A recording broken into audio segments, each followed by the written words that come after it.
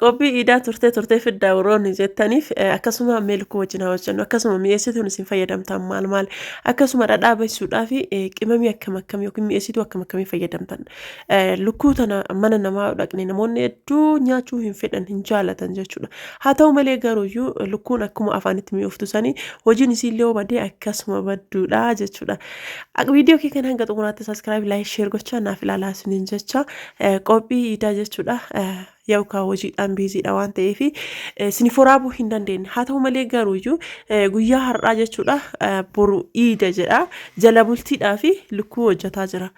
Akkasuma hanga salaataa deebi'anii wudiyyaa qaalinitti erga salaataa deebi'anii namni soomaan deema waan ta'eef hin beelaa. Sababa sanii jecha lukkuun dirqama dhabamuu hin qabdu mana keenya hundaayyuu waan ta'eef akkasuma argitan kanatti lukkuu akkana bareedu kana dalagee jira jechuudha. Hanga xumuraatti mee viidiyoo kee kana laayik gochaa na wajjin turaa isiniin jecha kabajaadhaan isin gaafadha isiniin jedha hordoftoota kiyya akkasuma cinaa tokkoon dhadhaallee bakkifadhee jira.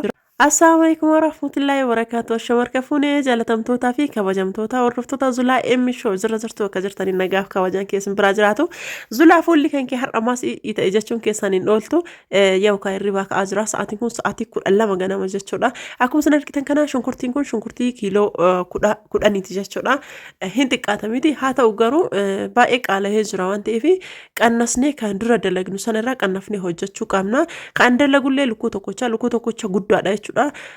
Shunkurtii nan fayyadamu kiiloo 10 shunkurtii kiiloon tokkocha meeqaan binne birrii 130 jechuudha. Baay'ee nama ajaa'iba. Baay'ee waddadee jira jireenyi. Rabbi nu haalaafisu jecha lukkuu qaluudhaaf waciin jechuudha.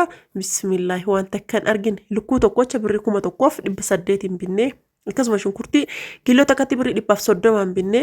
Leon kudhanii birrii 1,300 hin binne jechuudha. Barbareen kanaan ala kiiloon takkatti birrii 1,300 hin binne. Baay'ee qaaliidha jireenyi. Mi'eessituun hoo san caala qaaliidha jechuudha. Akkasuma zayitiillee kasin beektanii lukkuu qaluu jechaan baasii guddaa gaafata. Asumaan jechuudha warroonni maashina kana bitachuu barbaadan maashinni kuni abbaa kiiloo 6 baay'ee bareeda baay'ee jaaladhe kottamee wajjin. Asumaan shiidee yookaan manzummaa wayii banannee akka iidin nuuf fakkaatu jechuudha. Wajjumaan banannaa jechuudha. Akka iidin nuuf fakkaatu jechuudha. Banachuu qabna dirqama.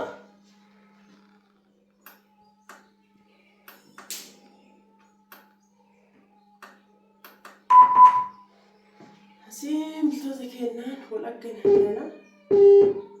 Ifne katee nu ta'e ayyaana nutti hin fakkaatu kanumaan waan tokko banannee shaashambaa jecha akka hojiillee daddafee nu deemu akka yookiin dafnee hojii sanillee saffisaan dalagnuuf shaashambaa jecha osoo nutti hin dhagahamini sa'aatii dheeraa hojjechuu dandeenya waan ta'eef dhageeffadhaa.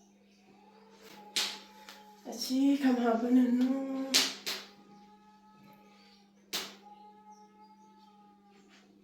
Allahu Akbar. أكبر الله أكبر لا إله إلا الله الله أكبر الله أكبر ولله الحمد الله أكبر erga banannee kaanii booda shunkurtii keenyatti deebinee haala isin argitan kanaan daakuu keenya eegalle jechuudha. Akkuma isin argitan kana shunkurtii kee haala kanaan daakee geessee xumuree jira. Kiiloon 10 hangana ta'ee jira jechuudha.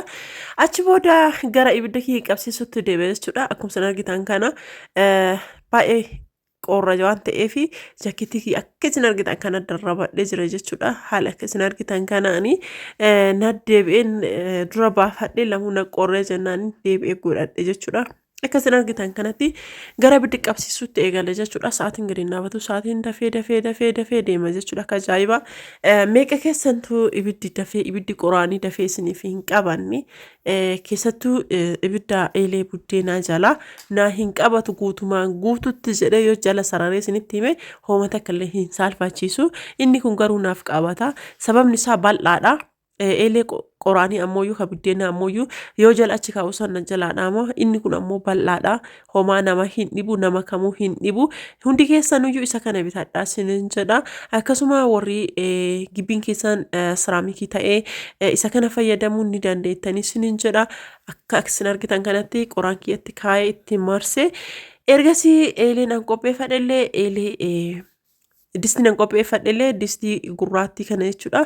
Hin qabatti waan ta'eef akkasiin jalaan qabanneef eelee sibiilaa irra kaa'ee jira jechuudha.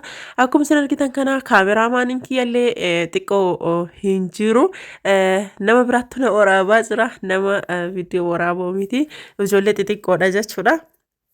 haa ta'u garuu alhamdulillahi akkuma godhe isiniif gadhiisuus yaalaa jira jechuudha. Akka isin argitan kanatti haxumaan kun haxuma xiqqaadha baay'ee na rakkisee jira.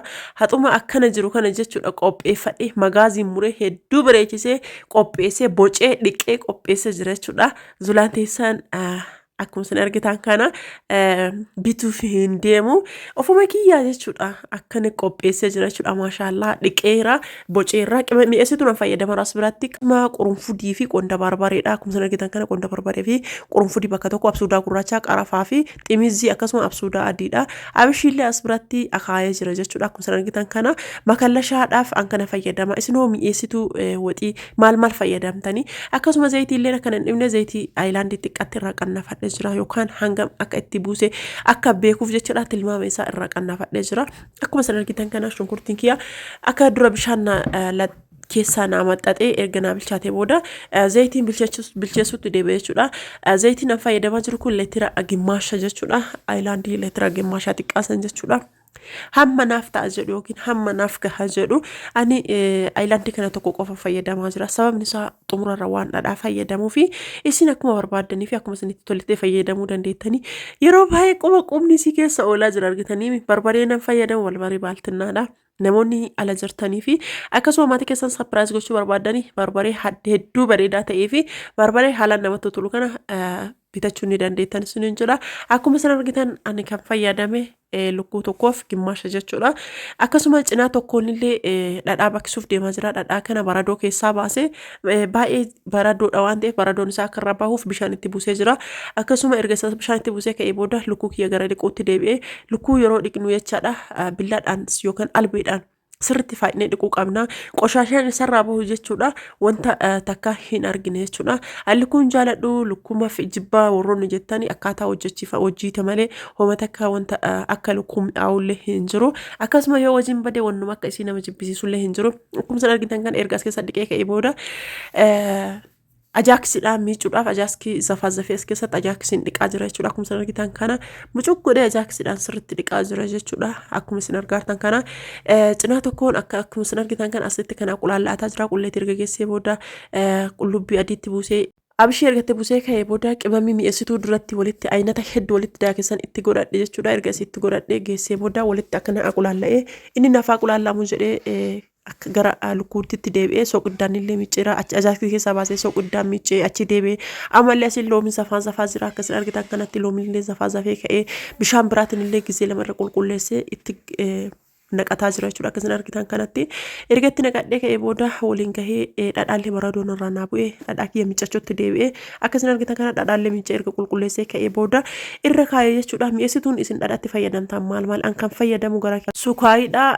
Akkuma isin argitan kana sukaayii fi hixichoodha akkasuma immoo absuudaa gurraacha absuudaa adii fi koroorimaadha jechuudha.